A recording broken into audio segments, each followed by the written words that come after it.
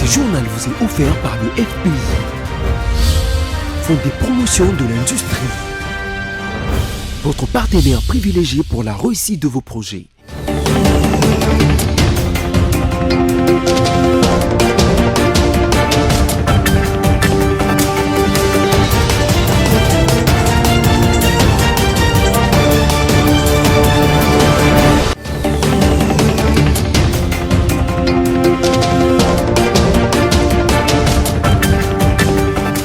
Bon début de la semaine à tous, mesdames, messieurs. Voici tout de suite le sommaire de cette nouvelle session d'information sur BSC TV. Au cours d'un conseil de ministres tenu le week-end dernier, le président de la République, Félix Antoine Tshisekedi Tshilombo, a initié l'opération Tolérance Zéro contre les constructions anarchiques à Kinshasa pour mettre fin aux inondations et aux éboulements des terrains. Et puis ce lundi 2 décembre 2019, au cours d'une conférence de presse tenue au quartier général de la MONUSCO à Kinshasa, le secrétaire adjoint de l'ONU, Jean-Pierre Lacroix, a qualifié la demande de la population de voir la MONUSCO partir de la RDC de fruit de la frustration. Enfin, le mouvement Je dénonce, en collaboration avec d'autres associations et ONG, exige la révision de sanctions prévues par la loi contre le violence sexuelle. À cet effet, ces structures composées majoritairement de professionnels des médias ont déposé un mémorandum à l'Assemblée nationale. Bienvenue à toutes et à tous. Le président de la République, Félix Tshisekedi, a été élevé à la dignité de Grand Croix dans l'Ordre national de reconnaissance centrafricain. C'était dimanche 1er décembre 2019 à Bangui, où il a été invité pour participer à la commémoration de l'indépendance de la République centrafricaine. Liévin Luzolo. C'est lors d'une cérémonie solennelle au Palais de la Renaissance ce dimanche 1er décembre 2019 que le président congolais Félix Tshisekedi a été élevé à la dignité des Grands Croix dans l'Ordre national des reconnaissances centrafricaines. C'est son homologue centrafricain, Faustin Archange Touadéra, qui l'a décoré de cette distinction exceptionnelle. Cette visite d'amitié a été l'occasion pour les deux chefs d'État, Faustin Archange Touadéra d'une part et Félix Tshisekedi d'autre part, d'évoquer les préoccupations communes, notamment sur le plan de sécurité et de la coopération militaire. Rappelons que le président Tshisekedi avait été invité en RCA par son homologue centrafricain Archange Touadéra pour prendre part à la cérémonie des commémorations de la proclamation de la République centrafricaine. C'est cet après-midi que le président congolais est arrivé de l'autre côté de la République démocratique du Congo, notamment dans la ville de Zongo, pour sympathiser avec les sinistrés des inondations qui font rage dans cette partie de la RDC. Vous l'avez suivi au sommaire, le chef de l'État vient d'initier l'opération Tolérance Zéro contre les constructions anarchiques à Kinshasa pour mettre ainsi fin aux inondations et aux éboulements de terrain, plus encore à la perte en vies humaines occasionnée par Dame la pluie. Félix Tshisekedi a annoncé cette décision à l'issue d'un conseil de ministres qu'il a présidé le week-end dernier. Clarisse Bebumwika signe ce reportage. Le chef de l'État, Félix Tshisekedi Tshilombo, a décidé de faire de la lutte contre les constructions anarchiques son cheval de bataille. Vu les dangers qui guettent son pays, en particulier la ville de Kinshasa, danger qui est sans doute la résultante des habitations construites sans respect des normes de l'habitat, président le Conseil de ministres de ce vendredi 29 novembre, Félix Tshisekedi a décrété la tolérance zéro contre ces constructions considérées comme première cause d'inondation et d'éboulement de terrain enregistrés lors de dernières pluies dans la capitale.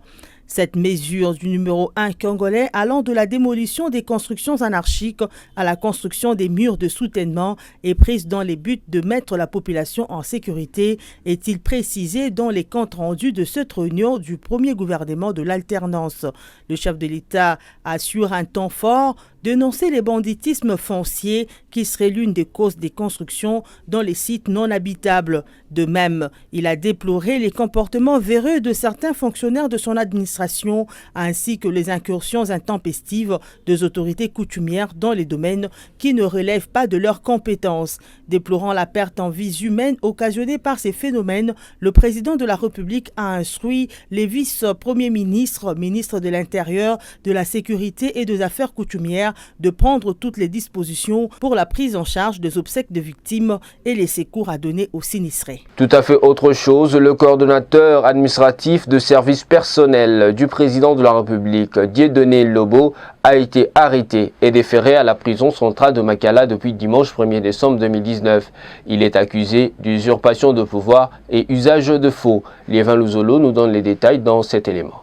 Il a été incarcéré depuis ce dimanche 1er décembre 2019 à la prison centrale de Makala. Dieudonné Lobo, puisque c'est de lui qu'il s'agit, a été mis aux arrêts pour avoir livré un mandat spécial de manière illégale à la firme canadienne Saint-Louis Begem afin d'effectuer des études pour exploitation industrielle des diamants à la minière de Bakwanga. Ami personnel et coordonnateur administratif des services personnels du président de la République, il a été dénoncé par le Premier ministre Sylvestre Ilunga Ilunkamba dans une lettre adressée le 26 octobre au directeur des cabinets du président de la République Vital Kamerhe. Le Premier ministre condamne et s'insurge contre le mandat spécial que Dieudonné Lobo a accordé à la compagnie Saint-Louis Begem Sarl d'aller en Mbujimaï afin d'effectuer des études liées notamment à l'exploitation industrielle du diamant à la Miba, lit-on dans une correspondance du ministre des Portefeuilles, Clément Koueté, datée du 14 novembre et reçue à la Miba le 18 novembre, dont une copie est parvenue à la rédaction de BC Télévision. Dieudonné Lobo avait délivré les 10 mandats au nom du président Félix Tshisekedi et à son insu. Ayant acquis ces faux mandats spéciaux, la compagnie canadienne Saint-Louis Begem est déjà à l'œuvre dans le Kasaï oriental comme partenaire de la société minière de Bakwanga Miba et a même payé une partie des agents récemment. Selon nos sources en Mbujimaï, Saint-Louis Begem serait même en train de recruter. Selon les dernières informations, Dieudonné a été mis aux arrêts suite à l'usurpation du pouvoir. Que deviennent alors tous les travaux entrepris au sein de la MIBA par la société canadienne Saint-Louis Begem? Les travailleurs salariés vont-ils rembourser l'argent perçu de la canadienne de mining? La société canadienne serait-elle poursuivie? Voilà tant de questions qui laissent perplexe l'opinion. Rappelons que Dieudonné Lobo est ancien fonctionnaire à la sécurité sociale en Belgique. Il a été directeur de cabinet adjoint de Félix Tshisekedi à l'UDPS. Le secrétaire adjoint de l'ONU, Jean-Pierre Lacroix, a qualifié la demande de la population de voir la MONUSCO partir de la République démocratique du Congo des fruits de la frustration. C'était lors d'une conférence de presse tenue ce lundi 2 décembre 2019 au quartier général de l'ONU à Kinshasa qu'il a fait cette déclaration. Encore une fois de plus, Liévin Louzolo. Jean-Pierre Lacroix a d'abord compati avec la population meurtrie avant de qualifier de fruit de frustration la demande de cette dernière. Nous comprenons et nous compatissons. C'est la frustration même au niveau des députés de Béni que nous avons rencontrés.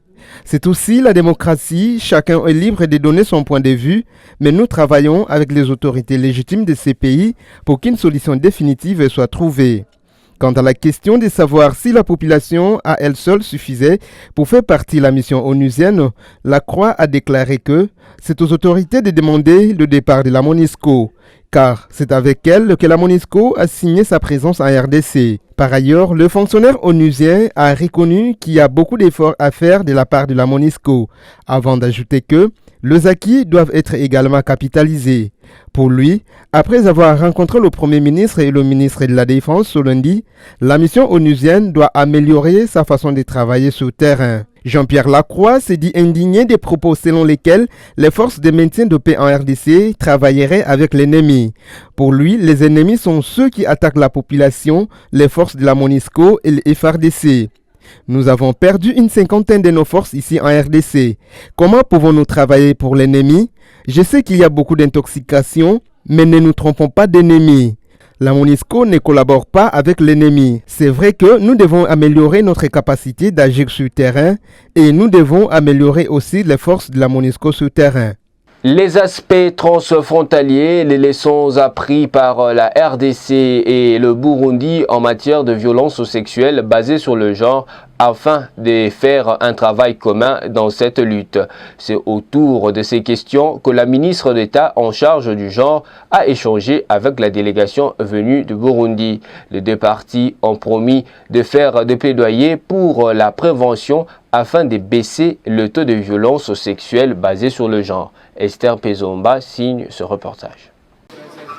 Le partage d'expériences entre le Burundi et la République démocratique du Congo au menu des échanges ce samedi entre la ministre d'État en charge du genre, famille et enfants, Béatrice Lomé-Atilité, et la délégation burundaise composée d'officiers militaires, des experts en matière du genre et représentants des différents ministères impliqués en matière des violences sexuelles basées sur le genre. Avec la ministre, on a échangé sur les aspects transfrontaliers, quelles sont les avancées les leçons apprises que l'on peut tirer de votre pays et les leçons apprises qu'ils peuvent tirer de notre pays. Et comme ça, on essaie de faire un travail commun. Nous sommes des pays frères de la région des Grands Lacs, en quoi ça pourrait nous être utile. Donc cette cohabitation pacifique entre nos deux pays puisse être bénéfique pour qu'on puisse avancer sur la lutte contre les violences sexuelles basées sur le genre. On nous a promis également d'être à notre portée pour les différentes stratégies qui peuvent être élaborées au niveau national, quitte à ce que des échanges inter-pays puissent se passer sur les bonnes leçons, les bonnes pratiques qui peuvent nous guider dans la manière de juguler les violences sexuelles basées sur le genre. Mais nous avons insisté sur ce qui est de la prévention parce que on gère les violences sexuelles basées sur le genre parce qu'ils se sont passés. Mais si on prévoit, on essaie de prévenir avant le temps en enseignant la jeunesse, en enseignant les différents groupes de jeunesse, on pourrait carrément mettre fin à des violences sexuelles basées sur le genre, sauf en cas de conflit. Et on est pratiquement très content de cette collaboration. On a l'assurance qu'on pourra bien collaborer pour juguler cet aspect de violence sexuelle basée sur le genre. Les deux parties ont convenu de mener des plaidoyers pour la prévention afin de diminuer sensiblement les violences sexuelles basées sur le genre dans leurs pays respectifs. Et puis cette information, le gouverneur de la province du Congo central, Atou Matubwana, a repris possession de son bureau à Matadi en qualité du numéro 1 de la province, quelques jours après avoir été réhabilité avec son adjoint Justin Luemba par le vice-premier ministre, ministre de l'Intérieur Gilbert Kankonde. Suivez ce reportage. Suspendu après avoir été impliqué dans une affaire de scandale sexuel dans la province du Congo central, le gouverneur Atou Matubwana et son vice Justin Luemba sont réhabilités à leurs fonctions par le vice-premier ministre, ministre de l'Intérieur Gilbert Kankonde. L'affaire Mamimi, qui était sur toutes les lèvres, appartient désormais au passé. Dans sa lettre rendue publique vendredi 29 novembre 2019, le vice-premier ministre de l'Intérieur et Sécurité invite le gouverneur et son vice du Congo central de reprendre leurs fonctions dans un état d'esprit apaisé et invite la population locale au calme. Pour rappel, l'Assemblée provinciale du Congo central, à la majorité des députés provinciaux, avait voté contre le poursuite du gouverneur Matubwana tel que sollicité par le procureur général près la Cour de cassation. De son côté, le Front commun pour le Congo FCC, qui en son temps avait retiré sa confiance à ces deux cadres de sa famille, désapprouve cette réhabilitation et s'engage à œuvrer dans le sens de doter le Congo central de nouveaux dirigeants pétris de valeurs républicaines. Revenons à Kinshasa, mesdames, messieurs. Sit-in devant le Palais du Peuple, le mouvement Je dénonce, en collaboration avec d'autres associations et des ONG dont ACOFEP et Hélas Initiative. Ensemble, ils exigent la révision des sanctions prévues par la loi contre les violences sexuelles. À cet effet, ces structures composées majoritairement de professionnels des médias ont déposé un mémorandum à la présidente de l'Assemblée nationale, Esther Pezomba et Générose Isengo pour le compte de BSC-TV. Pour lutter contre les violences sexuelles faites aux filles et femmes, le mouvement Je dénonce était devant le Palais du Peuple ce week-end. Question d'exiger la révision de la loi portant sanctions prévues contre les auteurs de violences sexuelles. Habillés en noir pour exprimer leur ras-le-bol, le mouvement Je dénonce, associé à l'ACOFEP et l'AS Initiative, l'ASBEL Demain c'est nous, l'ACIDH, Justice pour elle et Rien sans les femmes ont, à la suite de leur sit-in, déposé un mémorandum à la présidente de l'Assemblée nationale, représentée par la présidente de la commission genre de la Chambre basse du Parlement, Cathy Moussengi, qui a réceptionné le mémorandum. Nous sommes là pour militer à côté de vous, pour vous accompagner, pour qu'on ait des résultats concrets. Merci beaucoup. Merci. La coordonnatrice du mouvement Gédonance, Magim Boukoumou-Zembe, nous explique le sens de leur démarche. Notre démarche s'inscrit dans le cadre de 16 jours d'activisme ainsi que de violences faites aux femmes et filles. Donc, nous sommes venus déposer un nom. On a estimé que les sanctions qui sont prévues dans la loi sur les violences sexuelles ne sont pas appliquées. Tous les auteurs de viol sont libres. Même s'ils sont en prison, ils ne sont pas vraiment sanctionnés comme il faut. Alors, on a tenu à ce que la présidente de l'Assemblée nationale et tous les parlementaires puissent s'impliquer pour modifier la loi, côté sanctions. Nous voulons que les sanctions soient vraiment plus sévères pour qu'il y ait plus les taux élevés, les fillettes surtout qui sont violées à Kinshasa et particulièrement. Retenez que parmi les recommandations, il a été demandé notamment que la question des violences sexuelles soit érigée en une affaire d'État et dans la révision de cette loi, que les auteurs de viols sur filles mineures soient amputés de leur sexe, faisant allusion à la Tanzanie. Toujours en société, après la pluie qui a coupé la route de l'université entre l'arrêt Trinité et Elimo Santou, les travaux de reconstruction ont débuté depuis jeudi 28 novembre dernier. Les travaux ont débuté pour remettre l'avenue de l'université en bon état après la dernière pluie qui a endeuillé la ville, province de Kinshasa, et a causé plusieurs dégâts matériels. Suivez. Il fallait attendre que quelques jours passent pour que l'Office de voirie et drainage OVD commence le travaux de réhabilitation de l'avenue Université coupée en deux entre l'arrêt Trinité et Elimo Santou dans la nuit du lundi 25 au mardi 26 novembre 2019 après une forte pluie qui est tombée sur Kinshasa. Pour l'instant, ce sont les travaux de remblayage qui se font, le tout sous les regards des curieux qui se sont attroupés sur les deux rives de cette artère qui mène à l'université de Kinshasa. Selon les experts de l'OVD, après le remblayage viendra l'étape de construction des ouvrages d'assainissement.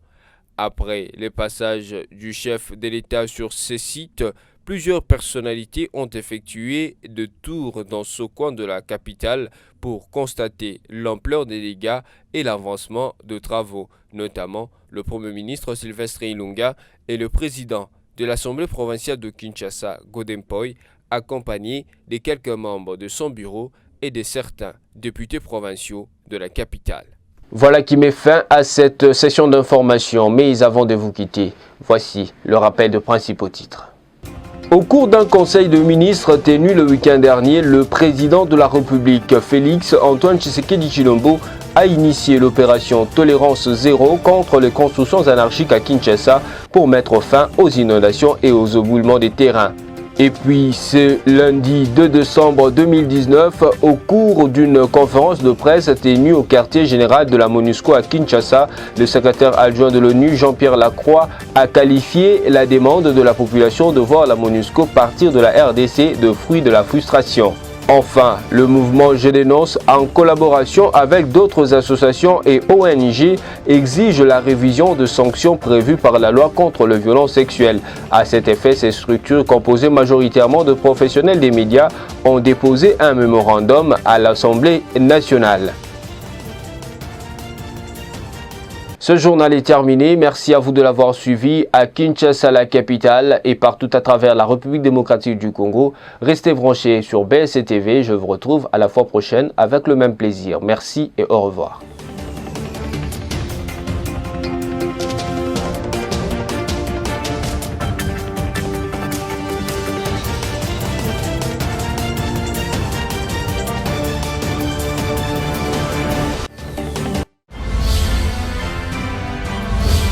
Ce journal vous a été offert par le FPI, Fonds des promotions de l'industrie, votre partenaire privilégié pour la réussite de vos projets.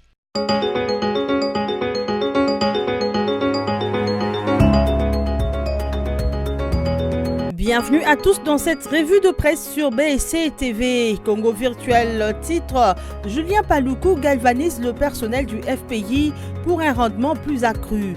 Le ministre de l'Industrie, Julien Paluku Kayonga, a été l'invité du personnel du Fonds de promotion de l'industrie le mercredi 27 novembre. Une première rencontre depuis son arrivée à la tête de ce ministère. Julien Paluku a félicité et encouragé ses interlocuteurs pour la qualité du travail qu'ils abattent chaque jour avant de leur transmettre sa vision ainsi que les grandes orientations de son ministère sur la politique industrielle de la République démocratique du Congo, dont les documents est en phase de finalisation.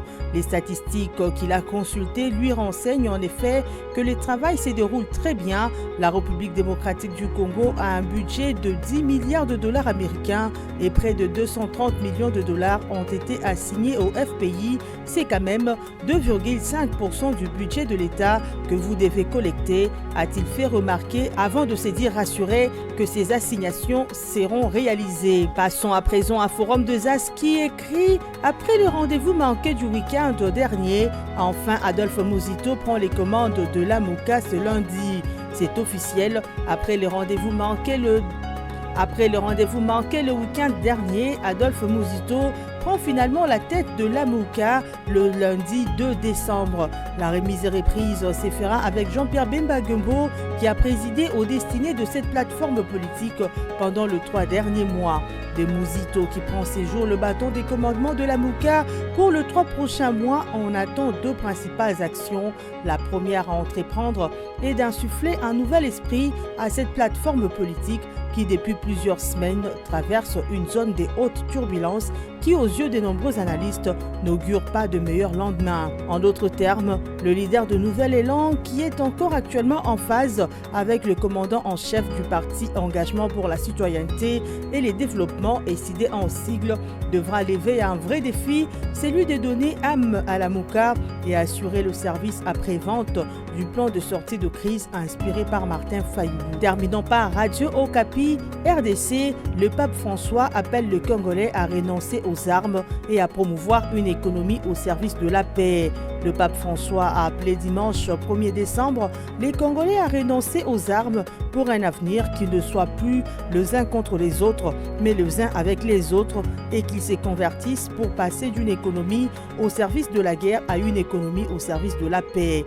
Il a lancé cet appel lors de la messe célébrée le même dimanche dans la basilique Saint-Pierre pour fêter avec la communauté catholique congolaise d'Italie ses 25 ans de présence dans la péninsule européenne. Le pape et les 1500 Congolais présents dans la basilique vaticane ont prié pour la paix gravement menacée, en particulier dans les territoires de Beni et Minembwe, rapporte le site web de Vatican News. C'est la fin de cette revue de presse. Merci à vous tous de l'avoir écouté. Les programmes continuent sur BSC TV, à votre service.